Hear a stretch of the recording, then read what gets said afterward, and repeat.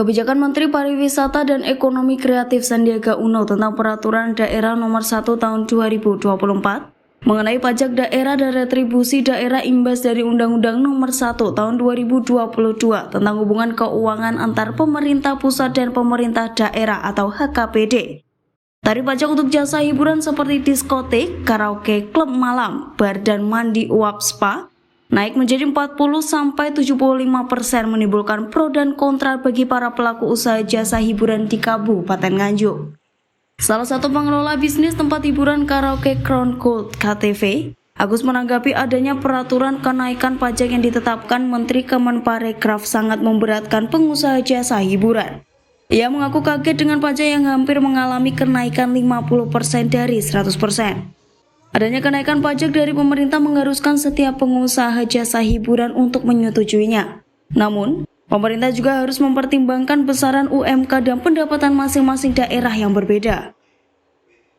Pajak 40% sampai 75%. Yang pasti ada kenaikan harga, cuman kita kan juga belum tahu, kita juga masih menyesuaikan dengan daerah juga. Di sini menyediakan fasilitas hiburan apa saja, Pak? Karaoke. Setuju atau enggak mengenai kenaikan pajak? Kalau dibilang setuju atau enggak, ya pastinya enggak setuju. Cuman kan kalau sudah jadi keputusan pemerintah, kita juga bisa.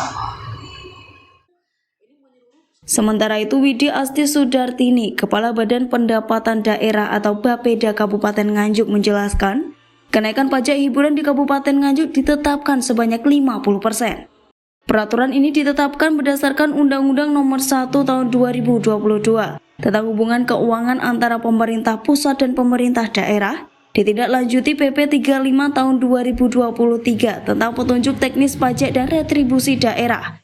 Dua undang-undang ini mengamanahkan kepada pemerintah Kabupaten Nganjuk untuk membuat perda tentang pajak serta retribusi daerah, dan itu sudah ditandatangani oleh Bapak Bupati Perda Nomor 6 Tahun 2023. Kalau kabupaten lain yang belum punya jenis-jenis hiburan seperti ya tentu saja tidak terkena pajak terkait itu. Ya, kita berbicara terkait dengan hiburan yang sudah ada dan kita kenai pajak sesuai ketentuan peraturan perundangan yang berlaku. Terus apakah peraturan kenaikan pajak tempat hiburan ini sudah merata di seluruh Indonesia atau belum, Bu? Ini amanah Undang-Undang Nomor 1 Tahun 22 dan PP 35 Tahun 2023. Tentu ini menyeluruh seluruh Indonesia, hanya saja pengenaan pajaknya itu berbeda di antara KPN 1 dengan yang lain, melihat potensi pajak, melihat struktur ekonomi, lihat macam-macam pertimbangan kemampuan masyarakat dalam membayar pajak, seperti itu.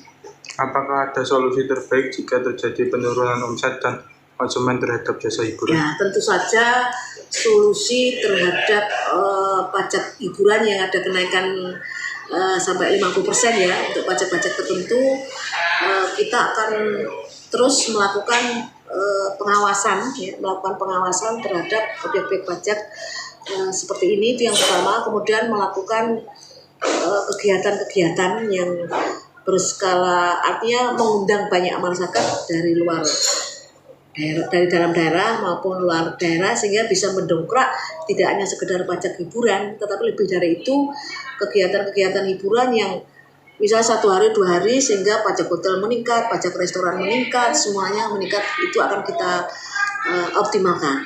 Begitu. Rencana kedepannya Pemkab Nganjuk akan mulai mensosialisasikan terkait kenaikan pajak kepada masyarakat, terutama pelaku usaha jasa hiburan. Diharapkan para pelaku usaha dapat menerima keputusan kenaikan pajak jasa hiburan.